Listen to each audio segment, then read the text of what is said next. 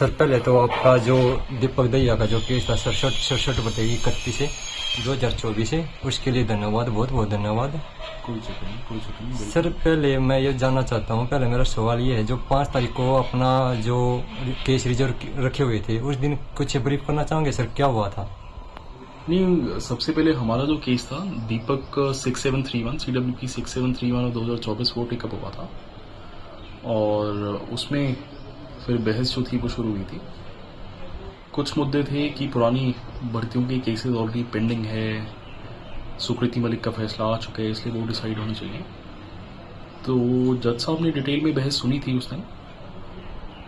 हरियाणा सरकार की तरफ से भी वकील पेश थे AG ऑफिस में जो हैं, और ये सब सुन के उन्होंने अब 5 को फैसला रिजर्व किया था, 5 मार्च को, और अब जो है उसका फैसला आया है 22 को।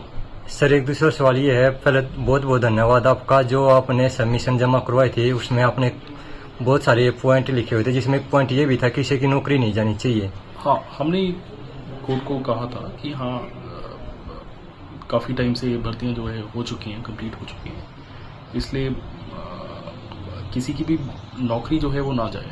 हमने सबमिशन ये की थी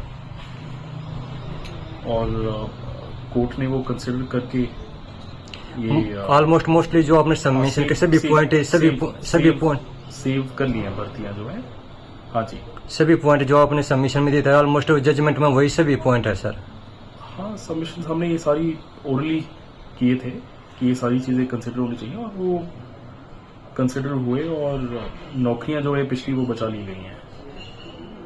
सर अब वो तो हमें पता है आपका जो इस जजमेंट में आपका कितना बड़ा योगदान है इस केस में। कुछ आदर्श वकील है जो मतलब ये कह रहे हैं कि जो जिन्हें पता भी नहीं है कि 10 तारीख को उनका केस रिजर्व हुआ था या 5 तारीख को रिजर्व हुआ था।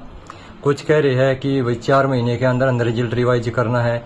वो तो सर आपने पहले हमें इन्फॉर्म कर दिया था उसी टाइम जजमेंट आने के बाद कि ऐसी होगा कि कोई बच्चा नहीं हटेगा। तो इसके बारे में सर आप नहीं, जजमेंट मतलब वो प्रोनाउंसमेंट होने के बाद प्रोनाउंसमेंट हुई थी, आपने बिल्कुल सटीक जानकारी दी थी सर। हाँ, प्रोनाउंसमेंट ओपन कोर्ट में हुई थी, और ये जो डायरेक्शंस जो जजमेंट में है 22 मई को ये मॉर्निंग में जज साहब ने बता दी थी कि रिजल्ट्स जो है रिवाइज होंगे, 3 महीनों में रिवाइज होंगे, और पुरानी भर्तियां जो है वो सेव रहेंगी, उनको फ्यूचर वैकेंसीज के अगेंस्ट एडजस्ट किया जाएगा। ये जज साहब ने प्रोनाउंसमेंट के टाइम पे ओपन कोर्ट में बता दिया था। सर जो ये अपना ऑर्डर आया, ये 22 मई को ऑर्डर जजमेंट आई है, इसके बारे में आप क्या कहना चाहेंगे सर? इस पे मतलब कब से इफेक्टिव है ये, और के मतलब क्या आगे इसमें जजमेंट जो मेरी अंडरस्टैंडिंग है वो ये है कि 2019 में जो एडवर्टाइजमेंट्स आई थी, और खासकर वो जो 11/6/2019 की नोटिफिकेशन पे जो बेस थी, सोशल इकोनॉमिक्स 11/6/2019 की जो नोटिफिकेशन थी, वो भर्तियां इससे अफेक्ट होंगी जो उस पर बेस थी। तो यही है, अब देखते हैं हम, सरकार आगे से इम्प्लीमेंट करती है, आगे जाती है, देखते हैं। 3 महीने का समय दिए सरकार को रिवाइज करने के लिए। तो सर ये भी एक अच्छा डिसीजन है इस जज साहब का कि कोई भी बच्चा नहीं हटेगा। बहुत अच्छा डिसीजन है। सबके राइट्स जो हैं वो प्रोटेक्ट कर लिए गए हैं। जो भर्तियां ऑलरेडी जो लोग लगे हुए थे उनको प्रोटेक्ट किया है जजमेंट ने, तो काफ़ी लैंडमार्क जजमेंट है उस सेंस में। सर कुछ साथी ये कह रहे कि जो सोशल इकोनॉमिक्स की जो पॉलिसी थी वो 2018 से गवर्नमेंट ने स्टार्ट की थी।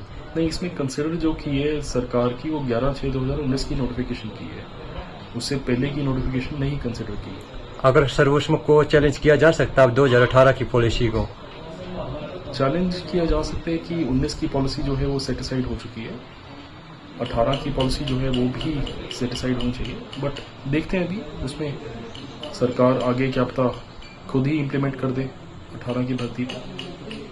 तो सर एक आखिरी सवाल ये है कि जो अपना जो जजमेंट आया है इसको आप किस नजरिए से देखते हो?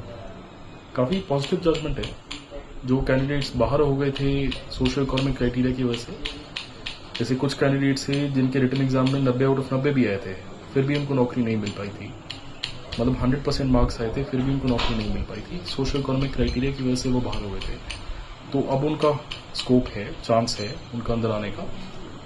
और जो लोग ऑलरेडी लग चुके थे, बिकॉज उनकी गलती नहीं थी, कोर्ट ने ये भी कहा है कि उनकी भी गलती नहीं थी, तो उनकी सर्विसेज जो है प्रोटेक्ट की गई हैं। ये है। सर मेरा एक लास्ट और क्वेश्चन ये है कि जो 5 मार्च को हमारी जो केस थे ओरिजिनल रखे गए थे, हाँ जी। तो उनमें कुछ वकील ने मतलब कुछ वकील ऐसे थे जो या तो यार समय पर नहीं पहुंचे या फिर वो नेक्स्ट डेट लेना चाहते थे। तो वो जो बहस थी, वो जो केस रिजर्व रखे हुए थे, वो आपने बहस करके ही सब कुछ उसको। जी वकील बाकी कोई मुझे ऐसे नाम तो नहीं पता, बट थी और वकील भी थे। बट सबसे पहले जो नंबर आया था वो दीपक का ही नंबर आया था 6731 और 2024, और उसमें बहुत बहस जो थी वो चली थी। ये था। ओके सर, आपका दोबारा से धन्यवाद सर।